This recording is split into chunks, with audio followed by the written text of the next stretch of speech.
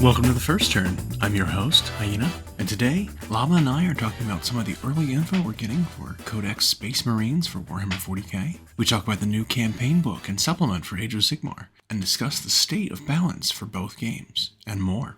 If you enjoy what you hear, give us a like, a thumbs up, a follow, and leave us a comment. Let us know if there's something specific you want to hear us talk about. Let's get to it.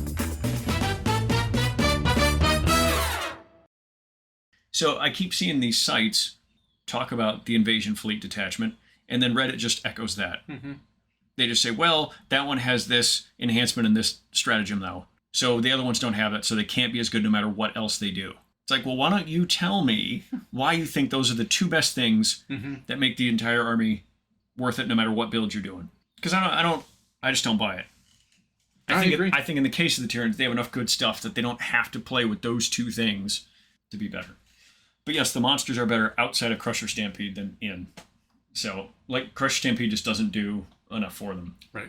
That said, we've gotten to see some Space Marine. Correct. Yeah, there were two detachments that are according to the art that were attached to them, are supposed to show this is what the White Scar, quote-unquote, White Scar detachment looks like. This is what the Raven Guard detachment looks like. They are dubbed the Vanguard Spearhead. Mm-hmm. Okay, so you're like your Phobos, your infiltrating guys, your guys that get there ahead of time and set up ambushes. And then there is the Stormlance Task Force, which they show a bunch of White Scars riding bikes. Yeah, the Outriders. And what we're seeing is just generally good detachment abilities. Mm-hmm. For like whatever playstyle you want to run them as. So while they're themed for a specific chapter, you don't have to be that chapter, obviously, to run it. It ends up being like, I think they're kind of off a little bit on both of them of who they project is going to be good in this specific detachment, honestly. Because while I look at the Stormlance Task Force and I see the bikes, I can see the benefit of it. Advancing and charging charging after you've fallen back is good for like any assault army.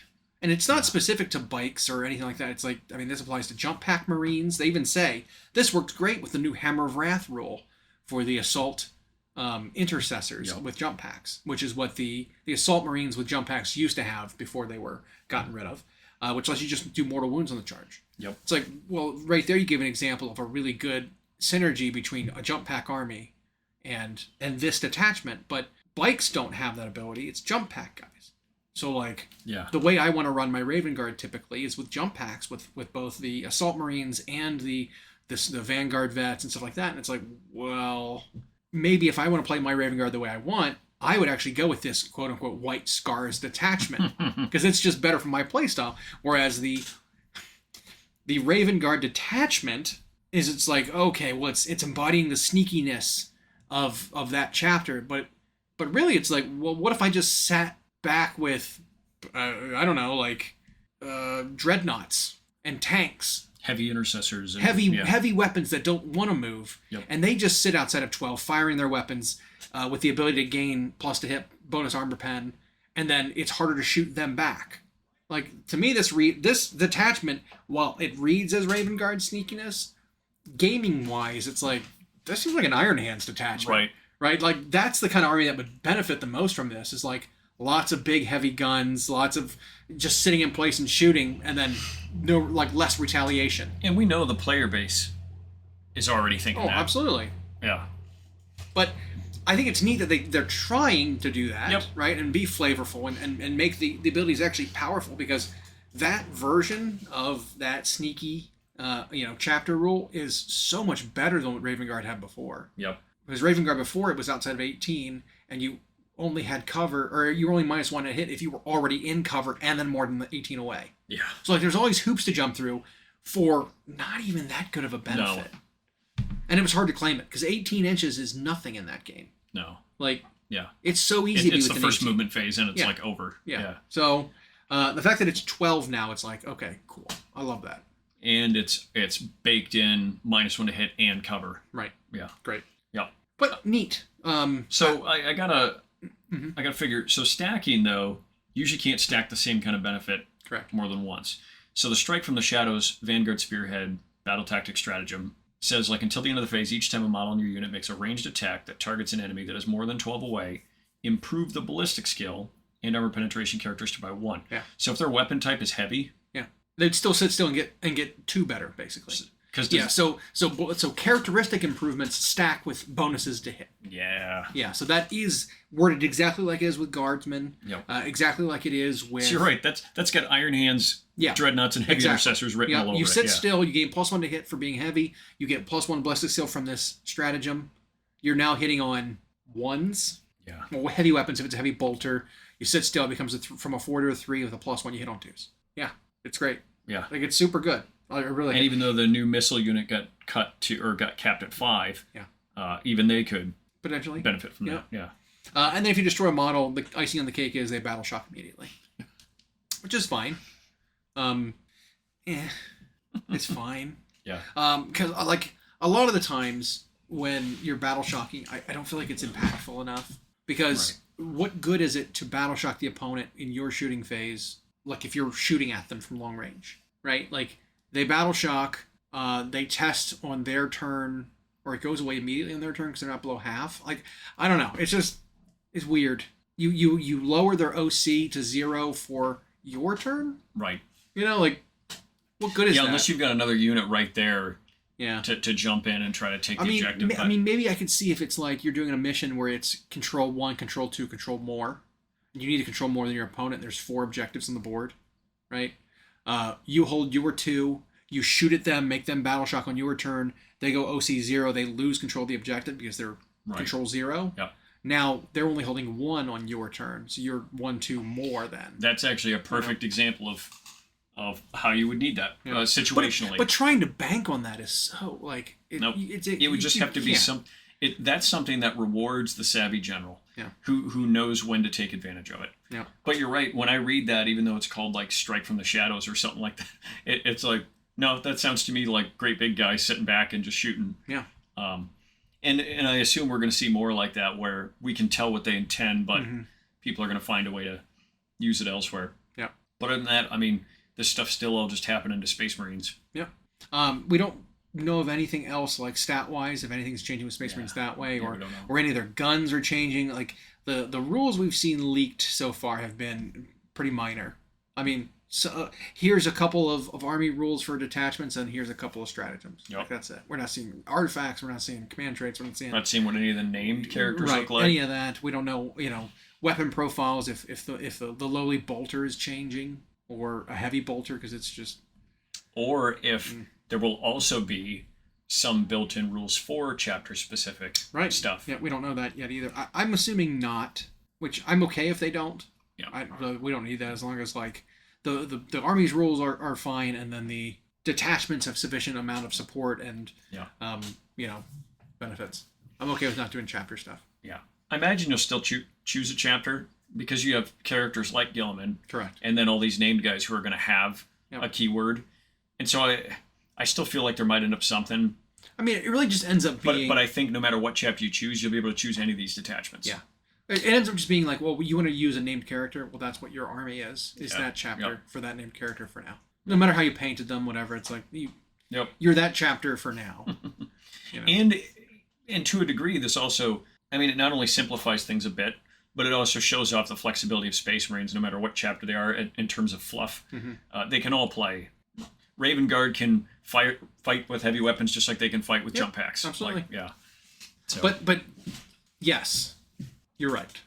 But it's still like fluff-wise. If they're trying to be fluffy with these, thematically, they're not the ones that do that. And so far, I do like the look of both of those detachments.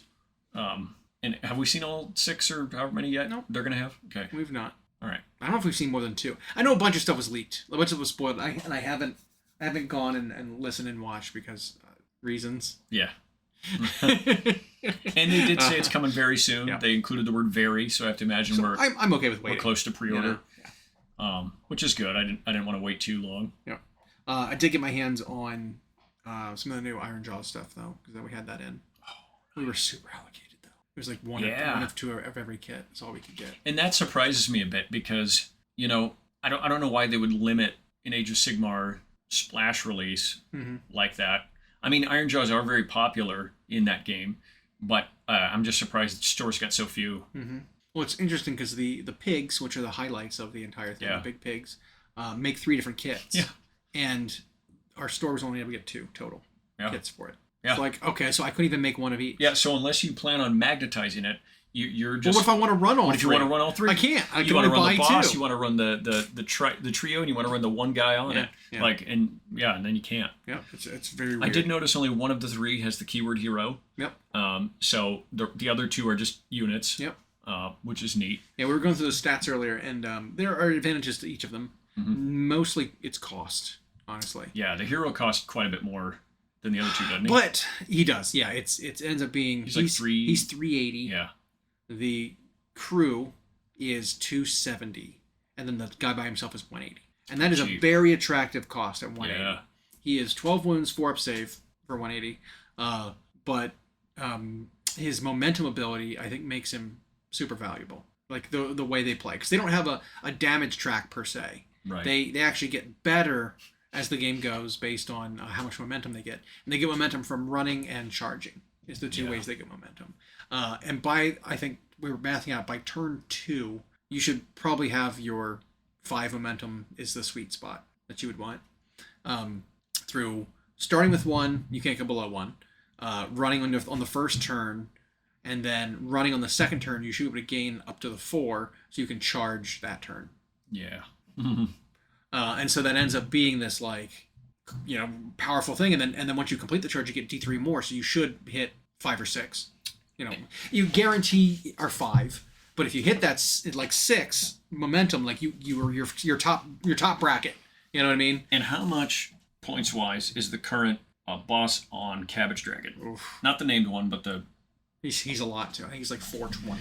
So that's what I was wondering. Is there an incentive to take Pig over Cabbage? Or can they both go? Or do they make 2 different armies? 450. They fill a very similar role, honestly. The Cabbage Dragon is way more fighty. The boss and the Pig still has, between his profile, the crew, and the Pig itself, I think they have 14 attacks, which is hefty. The Cabbage Dragon boss has 17, so he's already got more. Yeah. The Cabbage Dragon boss grows and gets stronger as he kills things. He has impact hits. He's got shooting attack. He's still real good. Yeah.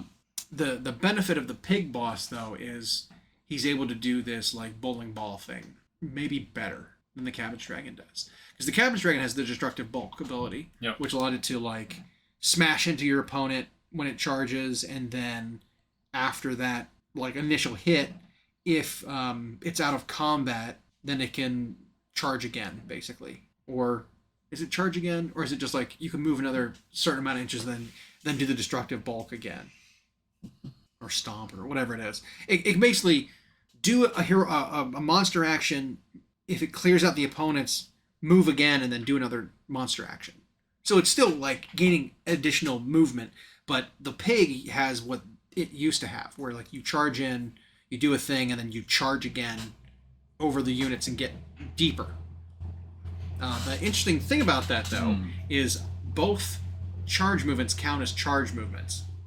Now, that might sound silly, but I think it means that each time you complete your charge move for both the monster action and the initial charge, you get the D3 momentum. Nice. So if you're on 0 or you're on one momentum, one charge could get you up to max, which then you get D3 plus 2 damage on the tusks, something like that. So it's up to 5 damage on the tusks, and AP 3 on the crew swings, and makes him a lot better. So it's cool. I mean, nowhere near as durable as the Cabbage Dragon is, not as fast as it doesn't fly, but I think it's still very good because it also enables, I believe, the normal pigs to be battle line too. So you can have a very elite pig army with that as the leader. Right. Yeah. But I don't even think the pig is the star of that book. That the Ardboy hero, the Ardboy boss is he might be the better option the big in that boss? book. Yeah, he's so good. 5 swings, 2 damage, 3 up save, 6 wounds. Yeah, pretty solid. He's a Stormcast. He can issue the rally command twice in the same phase. Can only do it 2 Ardboys, but no command point is spent the second time. In addition, when a friendly Ardboys unit receives a rally command from a friendly unit with this ability, you can return 1 slain model to that unit for each 5 instead of 6. Yeah. And then you add 1 to shield bash rolls made for friendly Ardboys while they are wholly within 12. Yeah. Yeah, and then the Ardboys themselves are pretty good. Yeah, so he does a lot for them, right? Better rallying, so they get more of them back. The shield bash ability now is basically like other units' bite attacks. Like Saurus warriors have a bite at the end of the phase. After you've swung your attacks, every model gets 1 chance of chomping the opponent for a mortal wound. Yep. It's exactly the same thing. The fist on corn guys. Yep. I mean, it's all the same kind of thing. You get a chance of just punching them for a mortal wound at the end of the phase. Ogres bite. They're gulping mauls. Like all that kind of stuff. Yeah. And so him enabling them to bite to smash better with their shields means that you go, after you swing with that unit, if you've got 10 guys, like you're instead of doing a mortal wound or 2, now you're looking at like 3 or 4 mortal wounds at the end of the swinging, which is pretty great. I really like how he enables them to do more. Pretty good. Pretty good. On the other hand, though, I do not like either of the 2 new brute units. I don't like them. The weird brutes. Yeah, I do not like them. They are they're too unreliable. They're expensive. They've got 2 damage weapons, but or 2 or D3 or cookies and all this shit. But they're like hitting, wounding, and 4s. It's I don't know. Yeah, the Ragers are 33 points apiece. Yeah. And the Rekkas are a lot. Mm-hmm. They're 42-ish points apiece. And they have 6 swings, but it's 4s, -1/2. Mm-hmm. And he hits to 6. So that's just with the 1 weapon. The hits of 6 is only with the weapon that has 3 attacks. So well, the Rekkas only have 1 weapon profile. Oh, is that okay? Continue then. Yeah.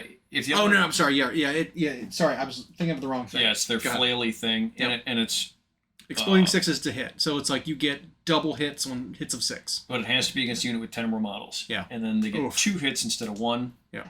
And then they can run and charge in the same turn, which is fine. They have a ward of 5 while within 3 of any enemy units. So they're a little tougher when they're in combat. They have 3 wounds apiece, 5 up save. I don't know about them. The Brute Ragers can run and charge in the same turn. If the unmodified hit roll for the attack made with the Brute Crusher, which is the 3 swing, 4/4, -1 D3, is a 6, that attack causes 3 mortal wounds to the target, and the attack sequence ends. Yeah. So you're with that unit, you're just solely... You're just fishing for those 6s to hit for mortal wounds. Yeah, that's what I was thinking you were listening to the first time. Because I think they can also take the flaily weapons that are 6 swings too.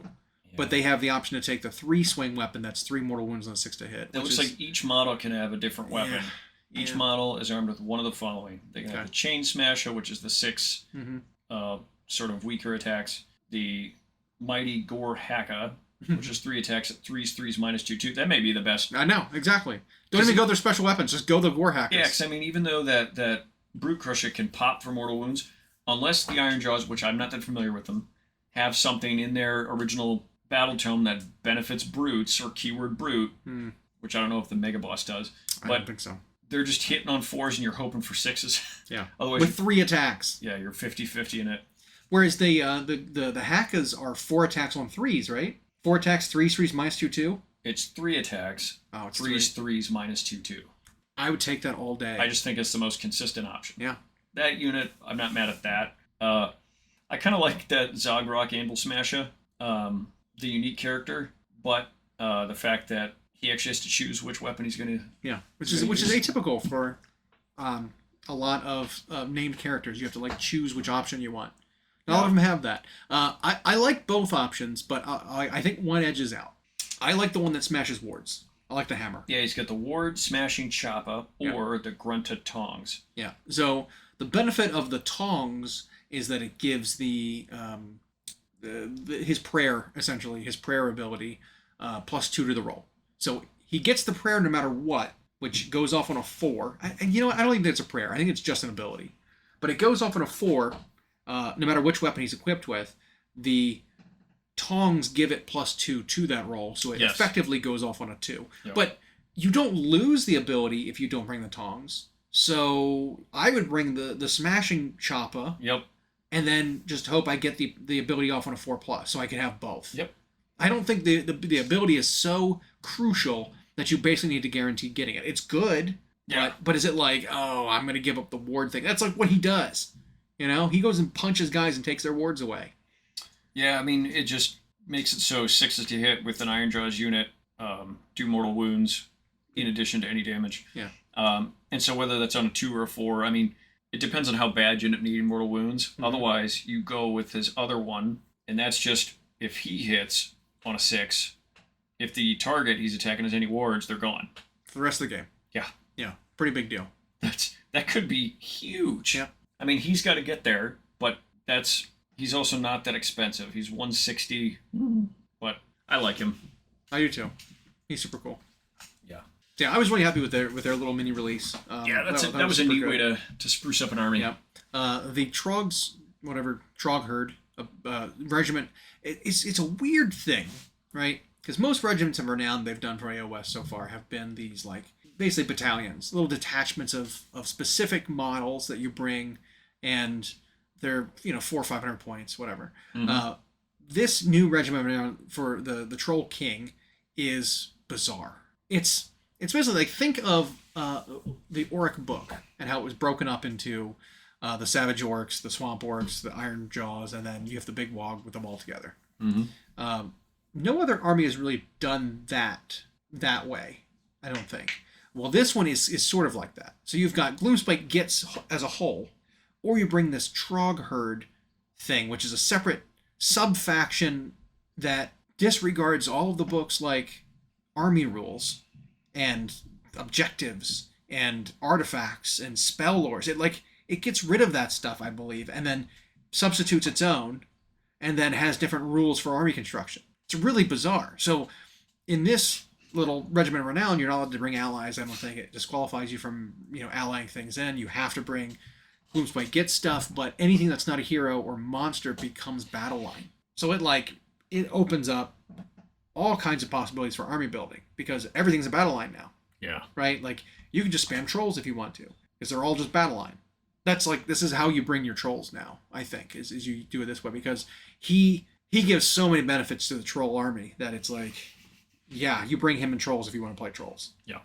He's got a really cool little shrine on his back that gives random slash it's pseudo random. You roll some dice and then you choose one of the options you rolled to be active for the turn.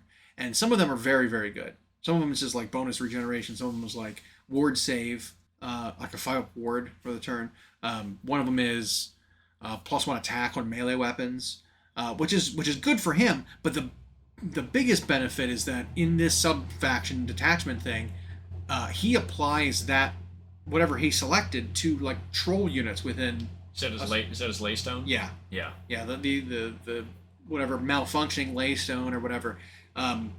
He applies that buff to other troll units. So he gives other trolls +1 to hit. He gives other trolls a 5-up ward. He gives other trolls bonus AP on their weapons, whatever. And then it gets it tracks. Yeah. So while he's healthy, he gets 4 rolls, and you get to pick. Yeah. And then 3, and then 2. And so I suppose that at least helps you avoid him hurting himself. Yep. You pretty much have a next to 0% chance of hurting yourself if you're rolling 4 dice. Yeah. You have to roll four ones, and then you have no option of what you choose, and you hurt yourself. But the chance of that happening, while not small, it's not impossible, but it is a low chance, right? Yeah.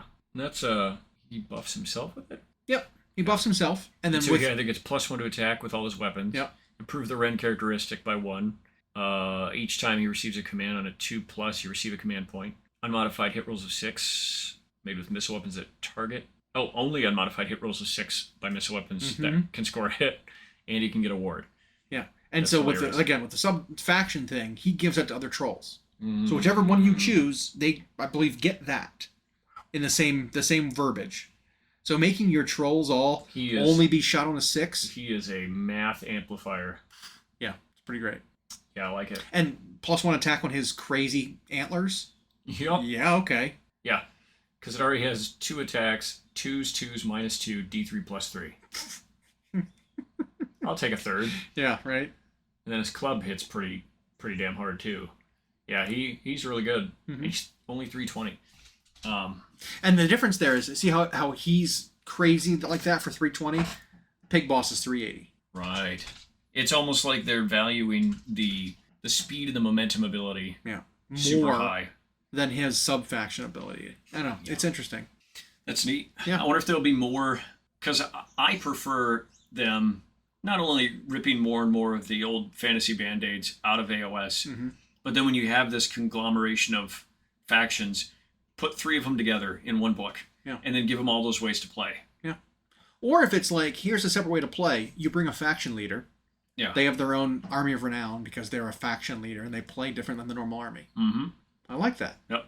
And if there was like a Marathi's Shadow Coven, it plays its own way. Yep. If you have, Archeon's Varanspire Ravagers, whatever, like that's, whatever you call it as a regiment of renown, he leads a unit of guys and they play differently.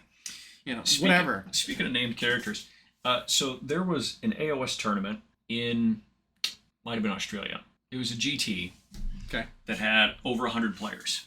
Big AoS event.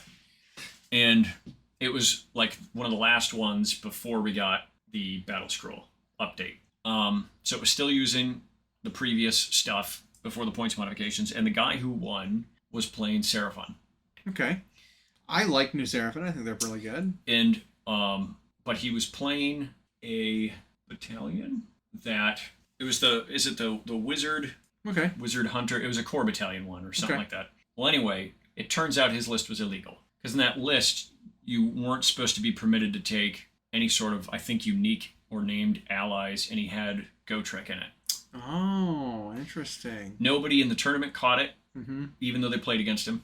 And the TOs didn't catch it because they went through 100 So some lists. what prevents you from bringing any unique allies? I'm trying to recall exactly what it was they said. Because I know when you play Gotrek specifically has a rule that says while he has too many points to bring as an ally, you can bring him in any order army, but you can't bring any other allies. He's got that kind of a rule. So like there's some restrictions around bringing him all together. But I can't think of what battalion you would bring unless it's something very specific from the new season's book. It was Antdor.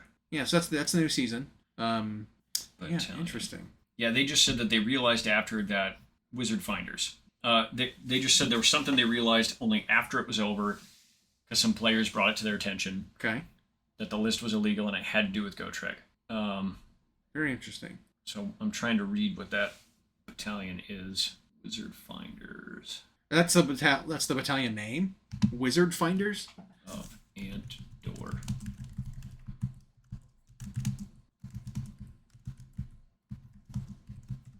Mandatory champion and troop, optional, additional troop and monster. Hang on. Where the hell is it? Why was the list illegal? I don't know. I'm struggling to think of something that would disqualify it unless he brought a different ally or something. You know what I mean? Yeah. I don't know. They just said that it was illegal and they didn't realize it until after. I mean, maybe he put Gotrek in the battalion and you're not allowed to do that? That might actually be exactly what it was. Does it allow you to teleport or anything? Because that would be interesting. Because he's not allowed to be repositioned by any means. Okay, it was in Sydney. Here we go. It was on the 9th and 10th of September. One of the premier events, 100 plus whatever. Here we go. Seraphon list. Alliance, Seraphon, Constellation Fangs, Sotek, Grand Strategy, Spellcasting Savant, Triumphs, Inspired. Leaders. They had Lord Croak, Skink Starseer, Cadbane, Skink Starseer Greedo, Slan Starmaster Grogu. They gave them all. Yeah, they gave them all. Asaris Astrolith Bearer, Empire Standard Bearer. Oh my god. And then Gotrek Gunrinson. Okay. Allies. Post-event, it was identified that Gotrek was not eligible to be placed in the General's Handbook 23 Wizard Finders Battalion due to being unique. This unique ruling has unfortunately been missed by us as TOs, the public, when all the lists were unlocked, and the 5 opponents he played over the weekend. It was not raised as a complaint until post-event. I've reviewed the list in full, and it does have both the right units to interchange that makes this list legal, and its impacts were minimum at best when we review his opponent matchups and kill list. We had to review 120 lists, which is no easy feat, and based on I don't the want the information excuses. above, Whatever. we will keep the victories as it stands. It's a shame we didn't catch it earlier, and we will review how we can improve our product, blah, blah, blah. Yeah. So they didn't want to, replace everybody. Right. I don't like that comment about Yeah. The most important games were rounds 4 and 5, and it didn't have a huge impact. So, it's like, I mean, it's not even that good of a battalion that I'm looking at it. So one troop and one character. Oh, is a champion not allowed to be a unique character? That might be it. But all it does is make it so that when you're in combat and you target a wizard, you get +1 attack. well, he's got the two. So he's got the one asterisk by the Slan Starmaster as his Dorian acolyte. Okay. He's got his warlord is Croak. He has his wizard finders of Antor as Gotrek. Well, he needs another unit in there. And I think But even that, like, I think if you look at what's defined as he has two skinks as his wizard finder. yeah, okay. But if you look at what the requirements for those like symbols are in adding battalion, I believe like the champion symbol is non-unique hero. That's probably that what does happened. not have a mount. Yeah. And so because he's unique, he's not allowed to be in there. The app In that probably role allowed anyway. it.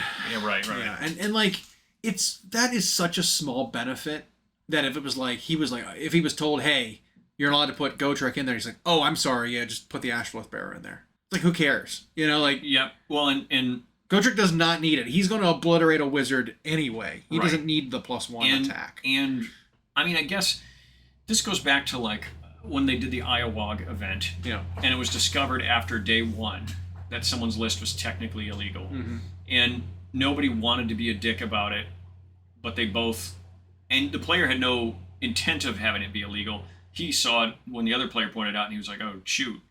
So he made the adjustments for day 2, and he gave himself the loss. He just took it as a loss, even though he won the game. Right.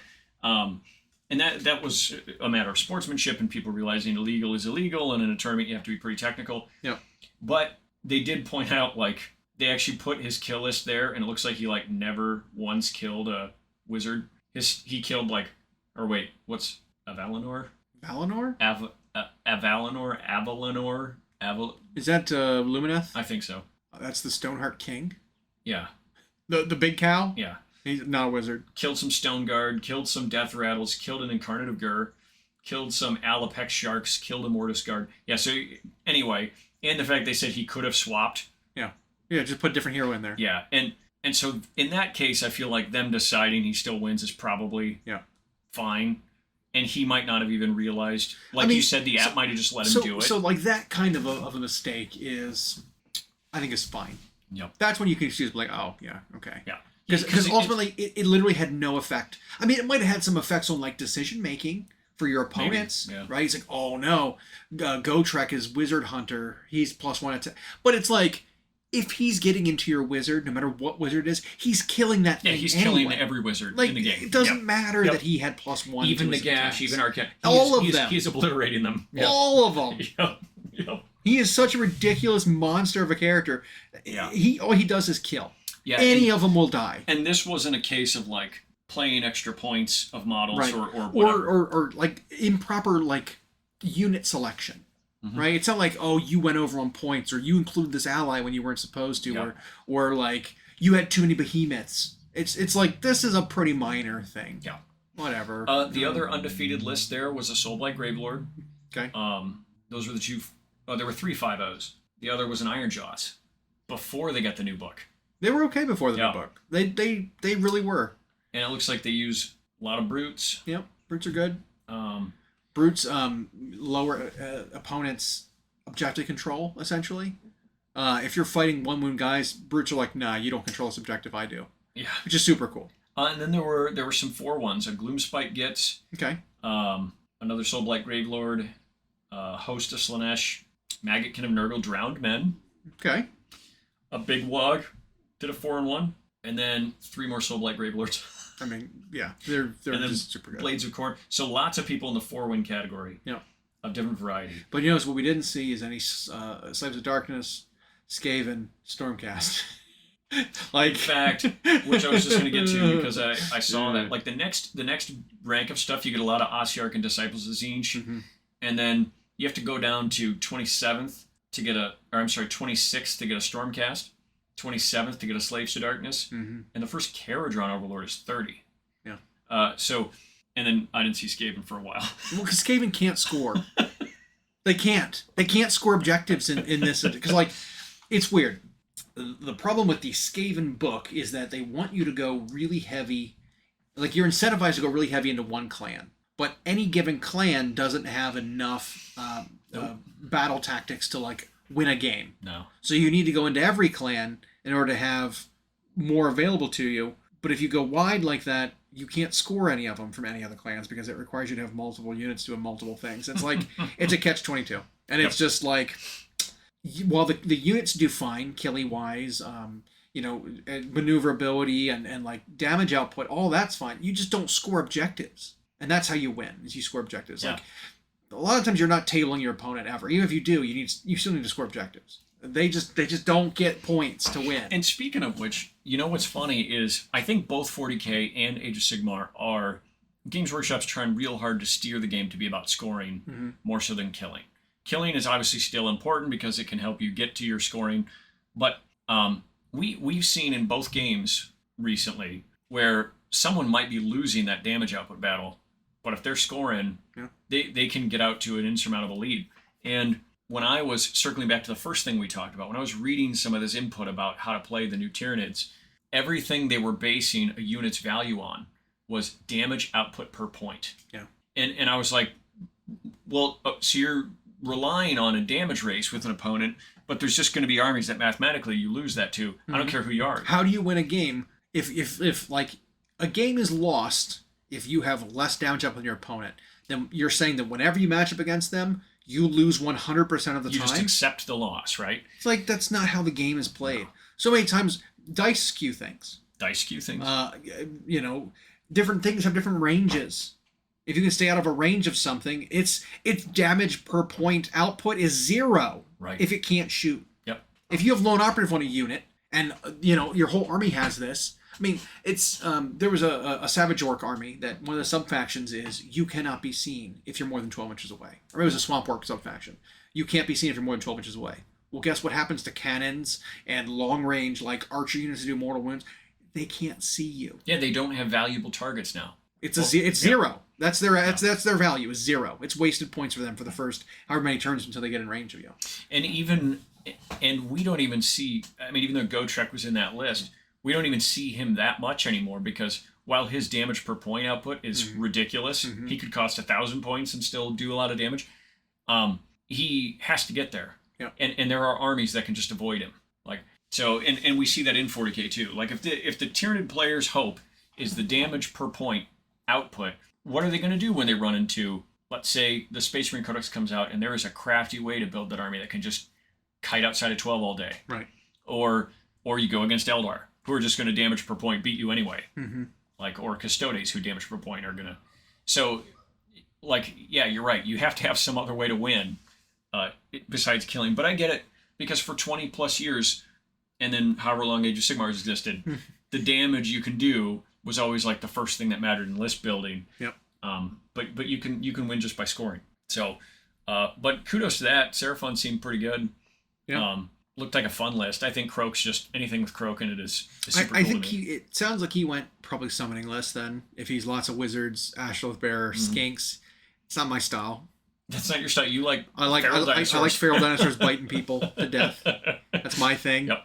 I'm not about that magic. It's like, thank you for dreaming us into life, but now we're gonna go eat foliage and people. Yeah, exactly. Yeah. And then Soulblight Gravelords are still doing well, despite now this isn't the new right. Update. They went up like 20% points. Yeah, which is pretty hefty. That's a significant decrease in amount of army you get to bring. Well, and I also think a little bit of Eldari syndrome, just not as old. Soulblight Gravelords, I think, have a lot of people who collect and play them. Yeah. There were probably a lot of holdouts in AoS who loved vampire accounts in the day, and now they've got that. And so they bought them because they all came out in a short period of time. So they're probably really popular. I think they also were fairly easy to play for a while. And it looks like you could have played them in any number of ways, and they were... But, but again, it was good to see all that variety in the Age of Sigmar standings, which is a consistent theme. Yep. Yeah, we see it time and time again, that it's like most armies compete.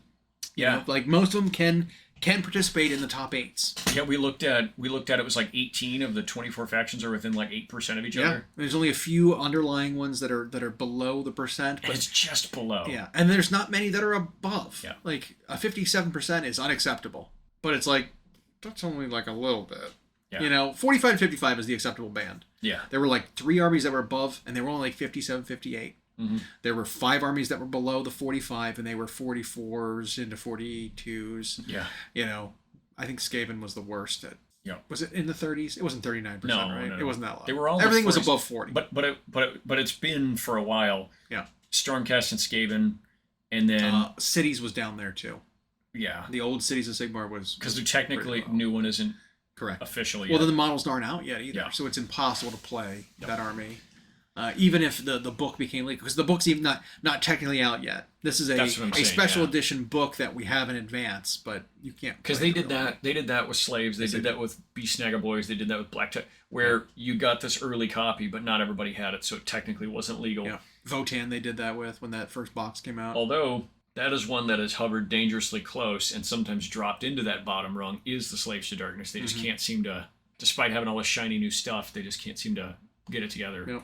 I mean, they're Stormcast, but chaos. And then no shooting.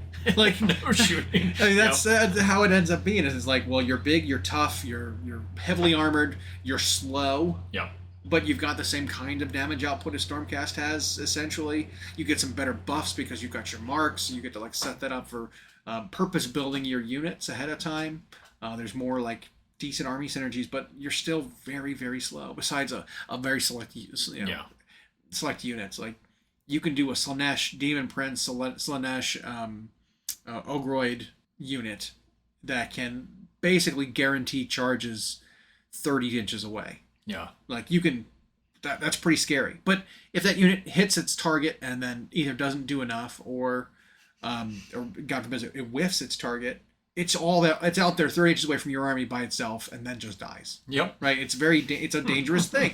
That happened in a game I was playing at last Adepticon when a guy I was playing against did that kind of missile where he sent his Therodons out by themselves to try to like assassinate my character, and while they did some damage, my whole army just collapsed on them and killed them, and then proceeded to like just go win the game because that biggest threat unit is gone now.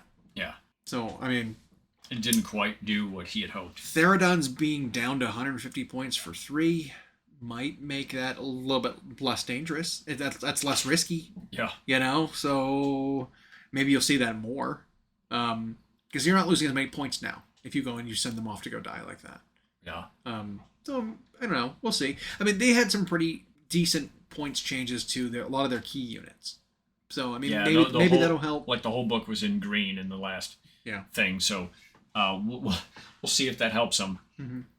Because I guess when I look through it, but then I'm not comparing it to every army. I don't feel like the rules are bad. No, they're not. And there's some units that do the output they need. Yep. Right? There are some units that like they punch. Right. Yep. Chosen are one of those units that's like once per game. Chosen of Khorne will delete anything. Yep. Because they get to pile twice, billion attacks, high damage. Like that's a deadly unit. One of the more deadly units in the game, honestly. But not that we always like to go back to the same gutter, but not only are Skaven playing with 35-year-old models, but their rules, even though the army comically stitches organic things together, the rules aren't stitched together for the army to function. Yeah, it's so disjointed. Yeah, that's one that needs the auric treatment and the gloom spike treatment. Like put all this stuff. Only give them a handful of ways to play, like 3 ways to play independently or 1 way to play all together, but make it cohesive. I agree. I was thinking about maybe some hints at what they were doing with Skaven. People are just, for whatever reason online, are just convinced that AoS 4.0 Skaven is the hour of Skaven. Oh, maybe. So like, because there's tons of posts I'll scroll through and I'll read them, but like, so when Skaven get their new army in 4.0, do you think it'll be like they're just assuming? They're not saying like, hey, are they? They're like, when they do you think like they're building up for them to be the big bad? Where is this coming from? Where's this info coming in that for sure they are getting a line refresh in 4.0? I don't want to think about 3.0 wasn't that long ago. What do you? I mean, even though all the armies are essentially out except Flesh Eater, it's like the rule set is so good that I don't want them to move on to. I agree. Like, I know that's what'll happen anyway. They can't help themselves. But 4.0 might not be any real changes to the game, which would be fine. It might be just a edition change in name alone, and an opportunity to clean up some core rules. I almost feel like that's like their approach to start the books over. Yeah. So we'll just call it a new edition. Yeah, and then here come the new books again. Yeah. The new codexes, new battle times, whatever. But I was thinking about it, and which they did update the app finally. Rat ogres are stat-wise pretty much the same as storm fiends. Okay. They're like 6 wounds, 4 up save, 4 swings on 2 damage kind of thing. Like, they are basically the same stats as a rat, as one of the storm fiends, which is a much larger, warpstone infused rat ogre. Because they are still rat ogres, but they're just significantly larger. They're on like 70 mil bases, whereas the rat ogres are on like 50s. Like, they're much, much smaller, and they're old, crappy models. But like, stat-wise, they're about the same, and cost-wise, they're almost the same too. They're like 90 points apiece. They're like 180 for 2, whereas a Storm Fiend is like 270 for 3 or 290 for 3. They're almost the same points, same stats, whatever as a Storm Fiend. But I'm wondering if when Skaven gets their update in 4.0, well, like that we know they do, and they come out with new Rat Ogre models, you think they're going to be on big 75 mil bases, just like maybe the Storm Fiends are, but they'll be more tattered, more like feral versions of Storm Fiends. No armor and all that. Yeah, that kind of thing. Like a rat, like you'd expect of a Rat Ogre. Are they going to be more like that? Like a Storm Fiend without armor? Right. You know what I mean? And in size. So they don't get a warp shooty attack. Now, out of every 2 currently still get 1 gun. Yeah, it's like D3 shots at hitting on 5s. Like, it's not good. But they do get a warp gun. Half of them do. So there's that. Whereas the Storm Fiends can be decked out like a Wolfenstein 3D. Well, they have suit. to be. Yeah. Yeah. So they get globadiers, they get rattling guns, they get shock fists. They've got a lot of options. I'm still a little irritated that kit there were so many options, because they ended up making the war scroll so that it was just really complicated to actually build the unit. Because it's like, well, this model has one of these 2 options. This model has one of these 2 options. This one has one of these 2 options. Now build your group of 3 out of their, 3 sets of 2 options. Yep. What do you want your unit to do? Well, I want to go shoot. Okay, well, one of them has to be melee. Okay, well, I want them to go fight melee. Cool. One of them has to have a gun. Yep. It's like, it's such an unfocused unit. Because before it could be like, well, you could have all 3 guys have guns. Yep. But then it was too good. Because it's like, well, I reinforce it up to 6 guys. They all take Gatling guns. And I get 10,000 shots. give it this one buff, or these 2 buffs, that make them destroy anything in the game at 18 inches. Because it was absurd how much damage they could do if you could deck out 6 of them with the same gun. Yep.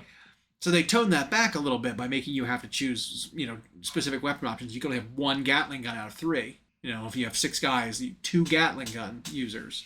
And, I don't even know if that's a good way to balance it, because that just ends up like a White Dwarf unit then, where it's, you got some guy who only plays for fun, who works in the design studio, and he's like a cheeky bloke, and here's his way he plays. I want one of every weapon because I couldn't decide what I wanted. And then it's like, yeah, but that's super not good. It's super inefficient. And now when it goes to fight, you've got all these different weapon profiles. You have to spend 10 minutes rolling the dice for this one unit's attacks. That's bad. Yep. Yeah. So I was wondering about that Ragor thing though. That seemed really interesting to me. I don't know. Maybe.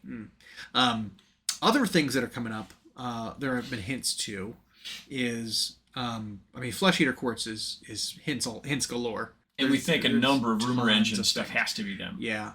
There is a character in the story, I can't remember his name right now, who sounds like a named Flesh Eater Quartz, aberrant. Ghoul McGoulson. That I think we'll probably see, because this, they were touching on the first book, that there was some shadowy super ghoul in the background sending out expeditions of these agitators. They're like ghoul emissaries that recruit other people to be in the ghouls. And their hatred aura is so immense that just being in their presence, it afflicts you with the Flesh Eater curse. And they were talking about it even affecting Nurgle infected people. Like, it would override the Nurgle infestation and the Nurgle's influence and turn them into, like, big, fat, bloated Flesh eaters. Flesh eater ghouls. Like, they didn't physically change, but they lost their minds. They went mad and started, like, falling in with the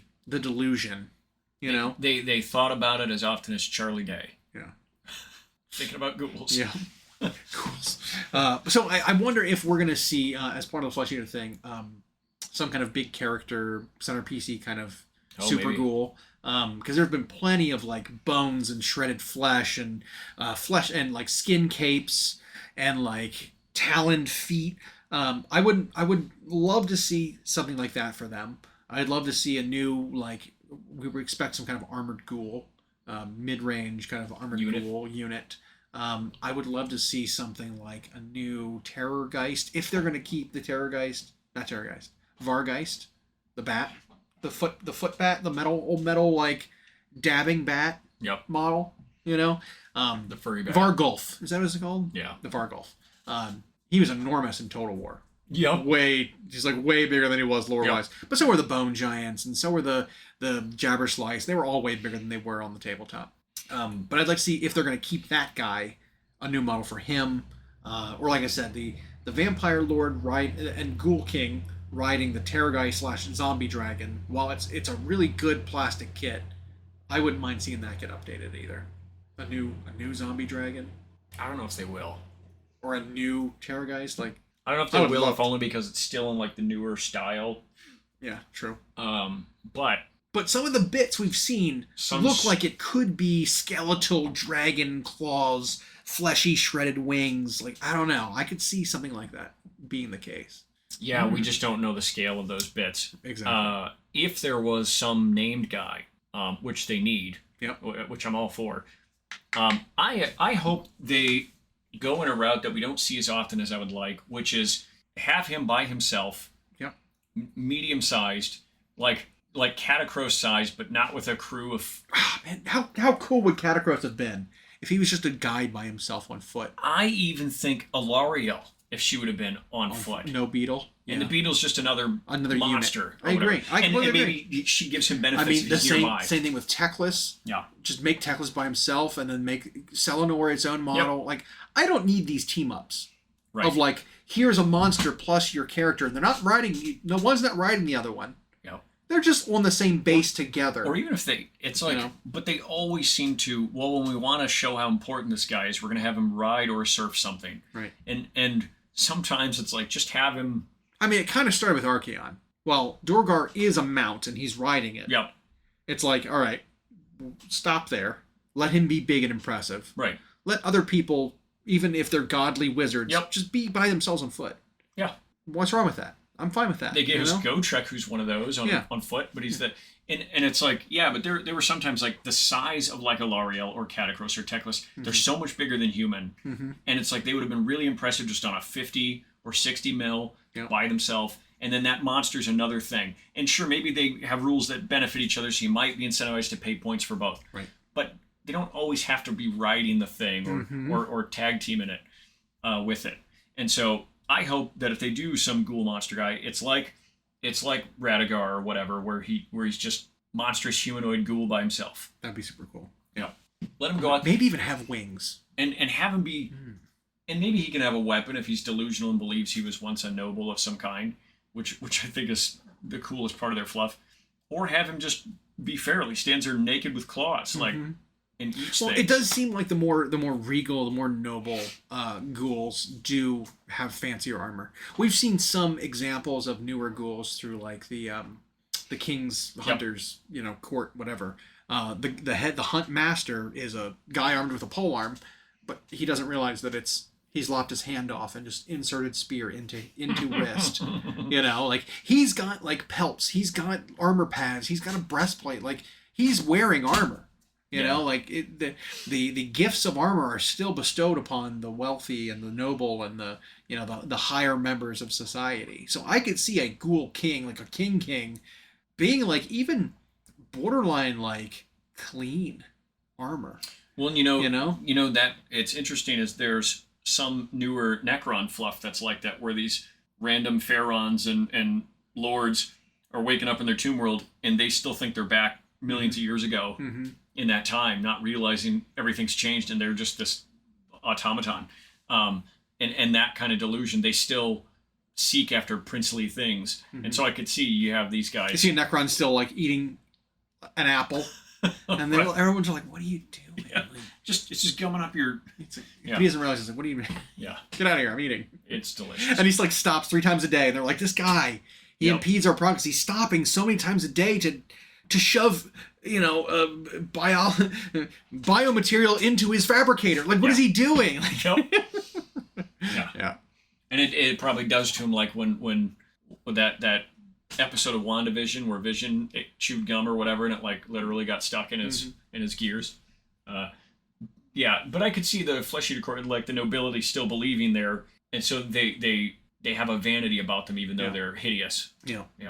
I also wouldn't mind seeing some kind of like, maybe they have their knights riding mounts of some kind, like horrific skeletal like bat creatures that they're like riding on. They think they're Pegasus or something. So to go a little bit farther with it, so it's not just and maybe baboons. And maybe more monstrous than just like skeletal horses. Right. Yeah. You're right. Could be like, horrific bat nightmare creatures. Yeah. Mini Vargulfs, but like that they ride. Yeah. That'd actually be super. This is my loyal steed. My Pegasus. And it's just like this thing that's looking at you, and it's just like slobbering, and it's like, that's no but in horse. His mind, it's like, it's like a little steed. Yeah. Belvedere. It's a demigryph knight. Yeah, exactly. Yeah. Yeah. I think there's a lot of potential. I'm going to see where it goes. We do have another event coming up mid-October. They announced that there is going to be another Warhammer Online, Warhammer Worlds Day, whatever, event October 14th, I want to say. Like that. It's something mid-October, so look forward to that. I always enjoy those, and there's obviously we'll make our predictions and then we'll analyze where there's we're a beautiful model coming out for it specifically, which is an Eingyar champion, whatever. It's a Votan lieutenant, quote unquote lieutenant, Terminator armor. I'll probably pick that up just because I want any Votan. Now, is it just an alternate sculpt of existing rules? I think so. Okay. But it looks great. I think the champion could take a shield and hammer before. I'm pretty sure. But I mean, I don't collect that army, and I'd love to have one, to paint instead of like a kidnapping one from someone else's 10-man unit and then putting it on a scenic base and painting it for a competition so that person can no longer use that unit legally ever again. That would be the worst. Spoilers, that happened. That's exactly so yeah, I'm excited about that and picking up that model. And then Warhammer Plus year subscription should be rolling around soon, so I'll get my new vampire. Yeah, I think they ship this today. No. Oh, I thought. Do you still have to go check and be like, I want one? I did. Send it to me. No, okay. mine actually worked this time. Okay. And so I chose mine, but I thought you had to go to like the web store and be like, purchase for $0, send to me. Right. Okay. So I haven't done that yet. Yeah, I did that. The day countdown, I think, is what I was keeping track of. I think it's over. Okay. So maybe we can do it. I can do it here in a. Speaking of OTAN, didn't that last data slate help them a little bit? Yes, it did. I don't think it. They had a spike increase. Oh, yeah, there it is. They had a market increase in their win percentage. With a small amount of data. With a small amount of data that I don't think was indicative of their overall improvement. I think the last we saw with more data, they are sitting around a 48% win rate, which is still so much better than what they had. That is an acceptable upgrade from 32 to 48. That is fantastic. That's what you want to see. Yeah, well, and it could also be there are so few people playing them right now that jump could get more people on board with them. Agreed. Could get people figuring out the right builds for them. Well, it's also I think the army fully kitted out is pretty much every model that you can bring in almost max allotment. Like it's a lot of models that you would need to own to play the full army, and so it ends up being like not everyone has them, or if they want to get them, maybe you can't get them in those kind of quantities right now because you need pretty much the entire line 3 times to play. And so like if you don't have it, if you didn't have it already, you can't just jump in and start playing it like you could with like Chaos Space Marines or something, where it's like very readily available. So yes, you can order your anniversary model now. I just did. Fantastic. I'll do that later. Speaking of ordering, I am getting kind of hungry. Yeah, I don't know if I'm going to drink any blood like Miss von Karstein, but I can go for some meat. Yeah, let's eat.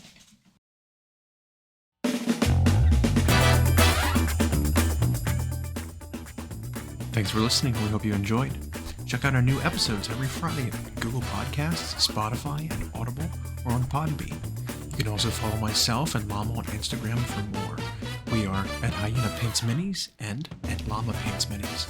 Music provided by Kevin MacLeod at incompetech.com. And as always, we'll catch you next time.